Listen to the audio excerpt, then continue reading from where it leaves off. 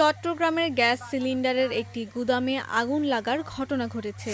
এ সময় সিলিন্ডার বিস্ফোরণে অন্তত ১০ জন দগ্ধ হয়েছেন। চট্টগ্রামের চন্দনাইশ ও সাতকানিয়া উপজেলার সীমান্তবর্তী চরপাড়া এলাকায় এ ঘটনা ঘটে। ১৭ সেপ্টেম্বর বুধবার ভোরে এ ঘটনার পর এলাকায় আতঙ্ক ছড়িয়ে পড়ে। দগ্ধ সবাইকে চট্টগ্রাম মেডিকেল কলেজ হাসপাতালের বার্ন অ্যান্ড প্লাস্টিক সার্জারি ইউনিটে ভর্তি করা হয়েছে।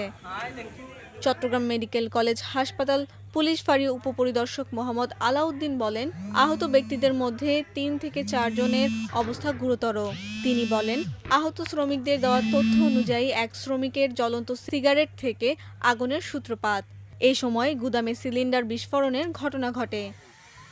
চন্দনাইশ ফায়ার স্টেশনের অপারেশন অফিসার সাবের আহমেদ বলেন, ভোর ৬টা ৫০ দিকে গুদামটিতে বিস্ফোরণের ঘটনা ঘটে। সকাল ৯টার দিকে আগুন নিয়ন্ত্রণে আসে। আগুনে ক্ষয়ক্ষতির পরিমাণ তদন্তের পর